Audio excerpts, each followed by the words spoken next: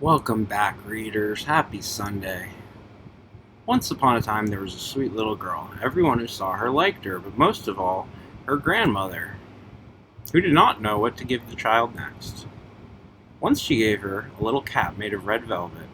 Because it suited her so well and she wanted to wear it all the time, she came to be known as Little Red Cap. One day, her mother said to her, "Come, Little Red Cap, here's a piece of cake and a bottle of wine. Take them to your grandmother. She's sick and weak. They'll do her well. Mind your manners, and give her my greetings. Behave yourself on the way. Do not leave the path, or you might fall down and break the glass, and then there will be nothing for your grandmother.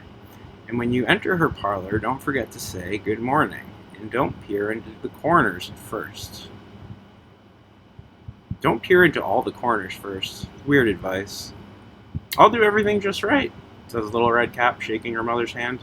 The grandmother lived in the woods, a half hour from the village.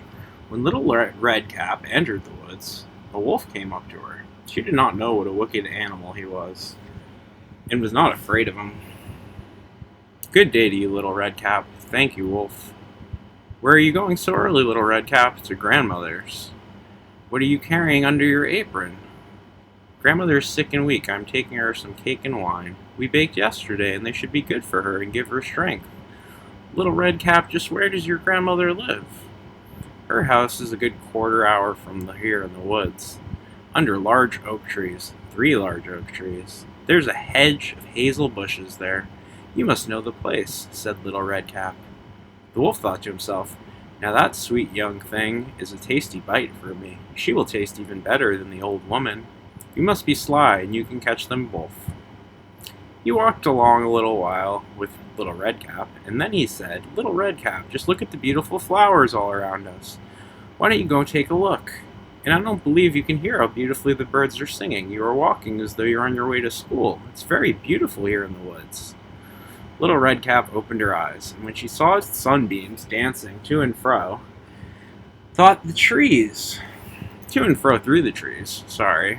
I need actual writing, guys. I'm not good at doing this off the fucking screen. To and fro through the trees, and how the ground was covered with beautiful flowers. She thought, "If I take a fresh bouquet to grandmother, she will be very pleased. Anyways, it is still early and I'll be home on time." And she ran off the path into the woods looking for flowers. Each time she picked one, she thought she could see an even more beautiful one a little way off, and she ran after it, going further and further into the woods. But the wolf ran straight to grandmother's house and knocked on the door. "Who's there?" "Little Red Cap." "I'm bringing you some cake and wine. Open the door." The wolf pressed the latch and the door opened. He stepped inside, went straight to grandmother's bed, and ate her up. Then he put her on her clothes, put her cap on his head, got into bed, and pulled the curtains shut. Little Red Cap had run after the flowers. After she had gathered so many she could not carry any more, she remembered about her grandmother, and then continued on her way to the house. She found, to her surprise, that the door was open. She walked into the parlor. Everything looked so strange that she thought, "Oh my God, why am I so afraid? I usually like it at grandmother's." She called out, "Good morning," but received no answer. Then she went to the bed, pulled back the curtains, and grandmother was lying there, her cap pulled around her face, looking very strange. "Oh, grandmother, what big ears you have. All the better to hear you with." "Oh, grandmother, what big eyes you have. All the better to see you with." "Oh, grandmother, what big hands you have. All the better to grab you with." "Oh, grandmother, what a horribly big mouth you have. All the better to eat you with." The wolf had scarcely finished speaking when he jumped up from the bed with a single leap and ate up poor Little Red Cap. As soon as he had satisfied his desires, he climbed back into bed, fell asleep, and began to snore very loudly. A huntsman was just passing by. He thought, "That old woman is snoring so loudly. We'd better see if something's wrong with her." He stepped into the parlor. When he approached the bed, he saw the wolf lying there.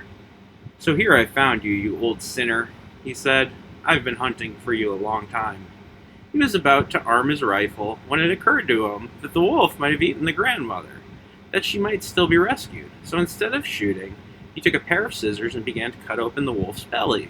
After a few cuts, he saw the red cap shining through, and And after a few more cuts, the girl jumped out crying, "Oh, I was so frightened. It was so dark inside the wolf's body." And then the grandmother came out as well, alive but hardly able to breathe. Then Little Red Cap fetched some large stones. She filled the wolf's body with them, and when he woke up and tried to run away, the stones were so heavy, he immediately fell down dead. The three of them were happy.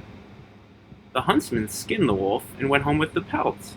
The grandmother ate the cake and drank the wine that Little Red Cap had brought, and Little Red Cap thought, "As long as I live, I will never run off the woods by myself if Mother tells me not to."